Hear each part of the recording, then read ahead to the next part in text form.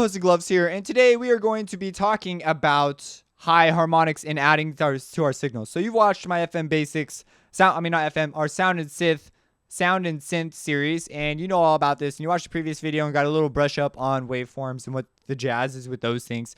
Now, we're going to talk about adding harmonics. Why does this stuff matter? Well, in FM8, you run into these things called TX waveforms, which are just waveforms with high harmonics at particular relationships. You see, when we have a fundamental and like something that's related, like an octave above or maybe a fifth above, when we modulate that by something, which we're going to talk about later, when you modulate it, you come up with particular harmonic ratios and relationships. So knowing some stuff about how signals add and adding harmonics to our signals is really powerful. Citrus is one of Citrus's greatest strengths is you have this waveform morpher here, and you can also just simply draw in an additive relationship. And this top one is the harmonic of which one. So if I were to draw like a sine wave, it'd look something like, something like that. We get softer and softer indefinitely. And then you can also, so the amplitude is relative to this thing I'm drawing right here, and then you can change the phase of it. Now we need to so that's really great. This is going to be super important when we get into modulation and sort of why things behave the way they do. So when we add a harmonic, we'll notice that it looks like there's a tiny oscillation inside a big oscillation. We see this big waveform, this big one, and then we see this little one, itty bitty waveform inside it. And when we get into sidebands, and I'm going to show some visual representations of where this happens. You'll see these big waveforms speed up, and they'll become tiny waveforms while new big waveforms come in. And it has to do with the way the sidebands are generated and that kind of deal. But we can change the amplitude of this tiny harmonic simply by, changing it here. And so if we do this at a particular ratio, they'll sum. And if we sum them a particular way, we could get a square wave or a triangle wave as we saw before. Now, we can change the phase. When we change the phase of a single harmonic, we'll see that it scoots along while the other one, relative to the other one's phase, as long as we don't change the other one's phase. So if we move it along, we see that it sort of scoots along. I don't know if you can see that. It's not the greatest example, but you can see it moving and snapping. So this is important. Now, if I put down another one, we can make an interesting observation. This is one of the great weapons of Citrus, so make sure you know it. When you're doing this, you can change the relationship. Now, most of the time, these are for you've got an idea of what you want, and you know what kind of a carrier or modulator you want to use. And so, as a result, this is a great place to come and sort of sculpt out the exact thing you need. However, there are general waveform sets that work pretty well and will give you what you want. So when we move this, we'll notice that the phase of this harmonic scoots along relative to these two phases because I'm not altering those ones, and it sums differently.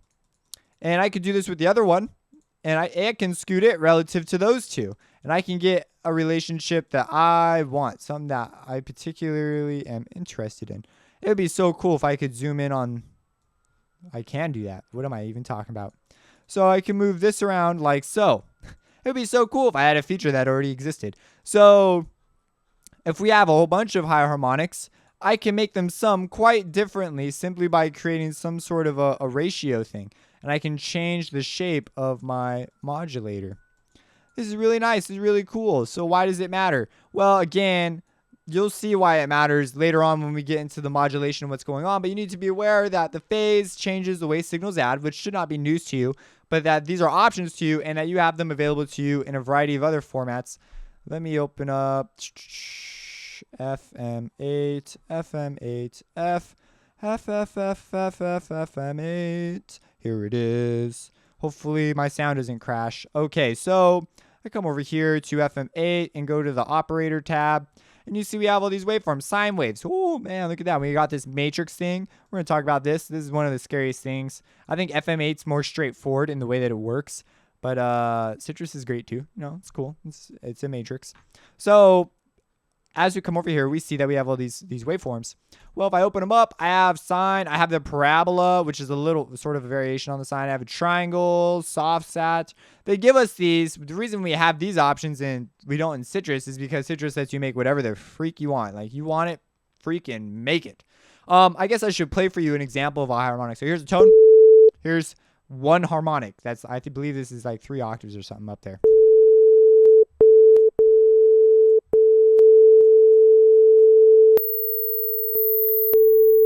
some of the glories of high harmonics. They become very important later. So, okay, let's come back over here to FM8. So this is FM8 playing now.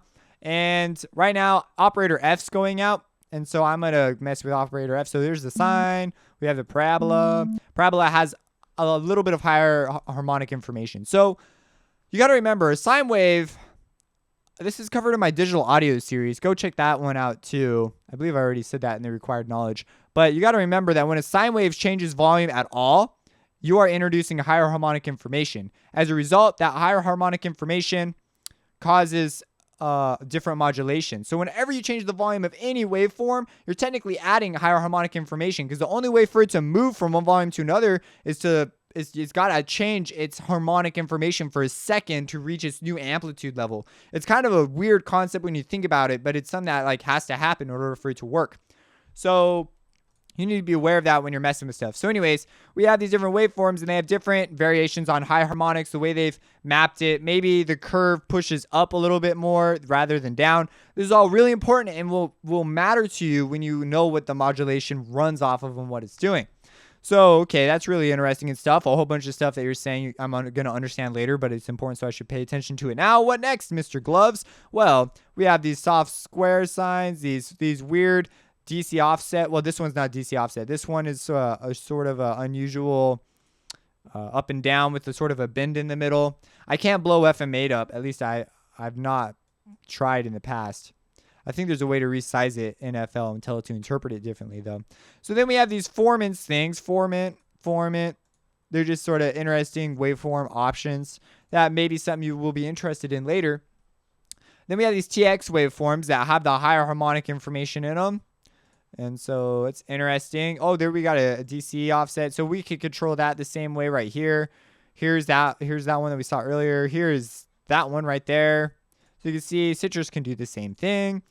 And so they give us, the only difference is we get a palette to choose from here. We could throw anything in here and use it, but it's not as versatile as Citrus is in that regard. So controlling your waveform and knowing relationships on higher waveform adds and higher harmonics and all this other junk is really important, because later on, again, we're going to get into it. So one other thing, when we play our harmonic, there it is. This is a super, yeah, okay, it's coming down lower. You see they get quite high quite fast.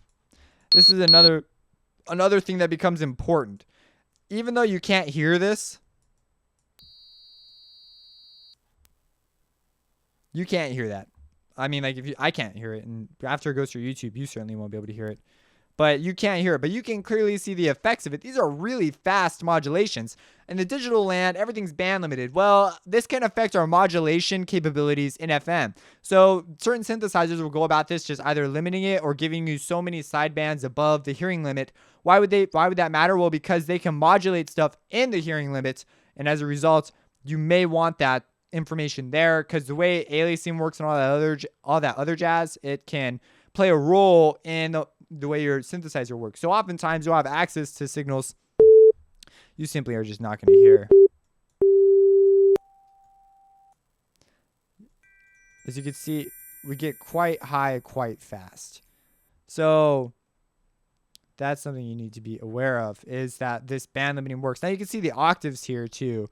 I believe, I've not actually seen, I don't believe they actually go above the limits of human hearing. I believe they band limited, but there are more harmonics available in the more octaves because there's more hertz between the octaves. So that's that. I know that was like a bunch of stuff. We still haven't really touched anything that looks like it has to do with FM, but I'm telling you right now, this is like information that you must have. So yeah, if you have any questions, let me know. Subscribe and have a blessed day.